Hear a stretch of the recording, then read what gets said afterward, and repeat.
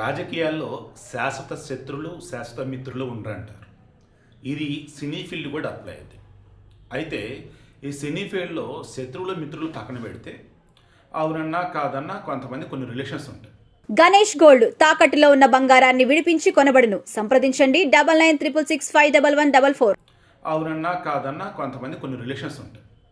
ఈ రిలేషన్స్ ఎలా ఉంటాయంటే కొంతమంది ఒకటి రెండు, ఇంకొంతమంది కౌంట్లెస్.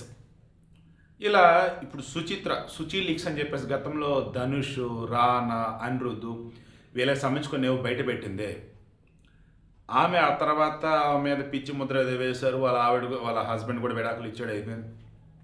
ఈరోజు ఆమె వచ్చి త్రిషాని ఏకంగా అదొక పరాన్నజీవి, మనిషి అన్నవాడు ఒంటరిగా ఉన్నాడని తెలిస్తే జలు వాలిపోయేది, మొత్తం లాగేసిద్ది అంటూ డైరెక్ట్లీ ఆర్ ఇండైరెక్ట్లీ ఓ రకంగా విజయ్ భార్య సంగీత మధ్య విడాకులకి ఈ త్రిషనే కారణం అంటూ గట్టిగా వచ్చేసింది. ఈమె ఇలా అనటానికి ముందు త్రిష ప్రేమ అన్నది ఎప్పటికీ గంభీరంగా ఉంటుంది అంటూ తనని నిన్న విజయ్ ప్రమాణ స్వీకారోత్సవంలో మీడియా అంతా హైలైట్ చేసింది. సోషల్ మీడియాలో చాలామంది పాపం అనరాని మాటలు అన్నారు. అయినా కానీ నాది విజయ్ పట్ల ప్రేమ అంటూ మరొక్కసారి ఇండైరెక్ట్గా చెప్పాడేసింది. ఇది ఎలా ఉందంటే చూసిన కొంతమందికి తెగించేసిందిరా అన్నట్టు, కొంతమందికి లేదు తన ప్రేమని చెప్పింది అంటున్నారు. ఇంకొంతమంది ఏమంటున్నారు, రేపు విజయ్కి సంగీతకి మధ్య విడాకులు రావటానికి రీసెంట్ టైమ్స్లో త్రిష పెడుతున్న పోస్టులు, చేస్తున్న పనులు ఇవి బెస్ట్ సాక్షులుగా సరిపోతే ఇంకా సంగీతం అనుకున్నట్టుగా విడాకులు వచ్చేస్తాయని చెప్పేసి అదొకటి. అయితే ఈ సమయంలో విజయ్ పార్టీకి సంబంధించి ఆయన తిరుచిరాపల్లి ఈస్ట్కి ఈరోజు రాజీనామా చేశాడు కదా. ఇప్పుడు అక్కడ ఎన్నిక రాబోతుంది. ఈ ఎన్నికకి సంబంధించి వీసీకే పార్టీకి సంబంధించి తిరుమాలవన్ అతను పోటీ చేస్తాడన్నారు. బట్ వాళ్ళు అండ్ కండిషన్ సపోర్ట్ అని చెప్పారు. ఇప్పుడు దానికి ఆ నియోజకవర్గానికి ఈమెని పోటీ చేపిస్తారు అని చెప్పేసి అంత అనుకుంటే విజయ్ సంచలన నిర్ణయం తీసుకున్నాడు. సగాయం అని మన భాషలో సహాయం అనుకోవచ్చు. అతను IAS officer, sincere and dynamic officer. అతనికి ఆ సీటుని ఆల్రెడీ అలాట్ చేస్తారని తెలిసింది. అంటే నిన్న క్లియర్గా ప్రమాణ స్వీకారం అయిపోయిన తర్వాత విజయ్ క్లారిటీ ఇచ్చాడు. పవర్ సెంటర్లు అంటూ ఎవరూ లేరు, ఉన్నదల్లా ఈ విజయ్ ఒక్కడే. టీవీకే పార్టీలో విజయ్ అనేవాడే పవర్ సెంటర్. నేను అనేవాడిని మీ సేవకుడిని, నేను అనేవాడిని మీకు ఎల్లవేళలా కూడా అందుబాటులో ఉంటా, కులరహితంగా మతరహితంగా పరిపాలన చేస్తా అని చెప్పుకుంటూ వచ్చాడు. సో అటువంటి విజయ్ ఇప్పుడు త్రిషకి ఇచ్చే ప్లేస్ అని చెప్పేసి అంత ఆలోచిస్తున్నారు. త్రిష ఏం కోరుకుంటుంది, విజయ్ మౌనంగా ఉంటే నేను చూడలేను అని అంటూ విజయ్ గొప్పగా ఉండాలా, ఉన్నతంగా ఉండాలా, అదే నేను కోరుకుంటున్నాను, నాకు అతని నుంచి ఏం వద్దని చాలాసార్లు చెప్పింది ఇండైరెక్ట్గా. అండ్ మొన్న మధ్య వాళ్ళ ఆవిడ విడాకులకి అప్లై చేయడానికి ముందు కూడా విజయ్కి ఎట్టి పరిస్థితులు అయినా ఎటువంటి కాలంలో అయినా నేను అనేదాన్ని నీకు సపోర్ట్గా ఉంటా, అండగా ఉంటా, నువ్వు అనుకుంటే సాధించని చెప్పింది. సో అప్పుడు కూడా అంతేమన్నారు, త్రిష ఏం ఎక్స్పెక్ట్ చేయట్లేదు, విజయ్ ఉన్నతిని కాంక్షిస్తుంది, విజయ్కి అండగా ఉంటుంది అని చెప్తున్నారు. ఇక ఈ మూమెంట్లో త్రిష అభిమానులు అనుకోవచ్చు, విజయ్ అభిమానులు అనుకోవచ్చు.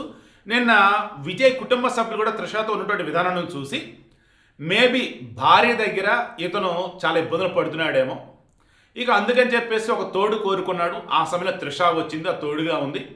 ఆమె సపోర్ట్ వల్లే, ఓ రకంగా ఆమె ఇచ్చిన మనోధైర్యం వల్లే ఈరోజు విజయ్ తమిళనాడులో టీవీకే పార్టీ పెట్టి 108 స్థానాలు గెలిచని చెప్పేసి అదొకటి అంటున్నారు. ఇవన్నీ కూడా పొలిటికల్గా అందామా, పర్సనల్గా అందామా, పబ్లిక్ అందాం. ఇప్పుడు పొలిటికల్గా అన్నప్పుడు విజయ్ ఒక స్టెప్ వేశాడు.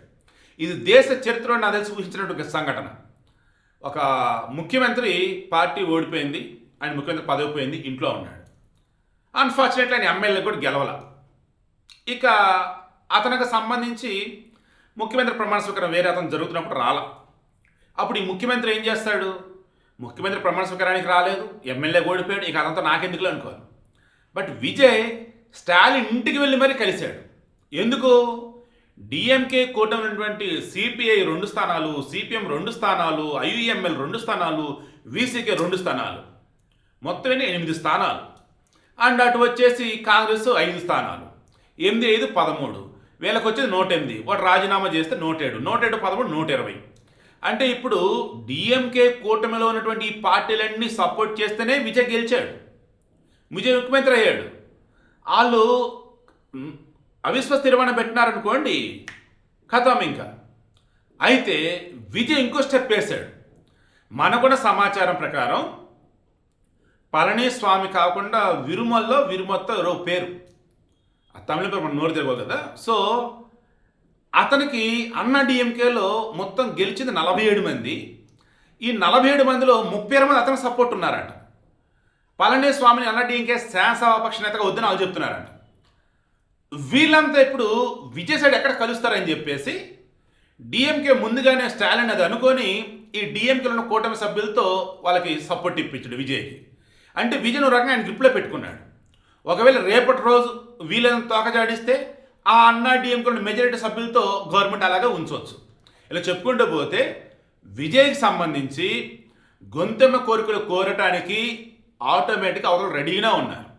అది తీర్చేందుకు ఓపిక ఇతని దగ్గర లేదు. ఇక ఈ మూమెంట్లో ఇతని దగ్గర ఉన్న పాసిబిలిటీ ఏంటి? సవ్యంగా ఉందామా, కలిసి 5 ఏళ్ళు పరిపాలిద్దాం, కాదు కూడదంటారా నేను గవర్నమెంట్ని రద్దు చేస్తా, ఎన్నికలకు వెళ్దాం అంటాడు. సో హార్డ్లీ 1 year వరకు ఇతను ఉంటాడో లేదని డౌట్ అనమాట. ఎందుకంటే సపోర్ట్ లేదు కదా. మేబీ ఏదైనా అద్భుతం జరిగితే ఈ అన్నా డిఎంకేలో 2/3 ఎమ్మెల్యేలు వచ్చి ఈ టీవీకిలో కలిస్తే అప్పుడు ఇక 5 సంవత్సరాలు ఉంటాడు. పర్సనల్గా అన్నప్పుడు భార్యతో విడాకుల సంబంధించిన టాపిక్ రేపు కోర్టులో ఉంది. పర్సనల్గా అన్నప్పుడు త్రిషాతో వచ్చేసి అసలు ఏంటి, లివిన్నా త్వరలో పెళ్లి చేసుకోబోతున్నా ఏంటి అది తెలియాలి. పొలిటికల్గా అన్నప్పుడు వచ్చేసి త్రిషాకి అసలు పొలిటికల్ ఎంట్రీ ఉందా లేదా ఏంటి అది తెలియాలి. ఇక్కడ అఫీషియల్గా అన్నప్పుడు వచ్చేసి ఈ పార్టీకి సంబంధించి డిఎంకే కూటమి సభ్యులతోనే ముందుకెళ్తాడా లేదా అన్నా డిఎంకేలో 2/3 కలుపుకొని ముందుకెళ్తాడా అది తెలియాలి. ఓవరాల్ రేపు 11వ తారీఖు లోపు అతను వచ్చేసి తనకి సంపూర్ణ మెజారిటీ ఉందని ప్రూవ్ చేసుకోవాలి. ఇవన్నీ కూడా తమిళనాడుని ఓ రకంగా ఊహించిన రసకందాయంలో పడేశాయి. బట్ త్రిష మాత్రం తన ప్రేమ మాత్రం గంభీరమైందంటూ పెడుతున్న పోస్టులు మాత్రం ఊహకు అందటం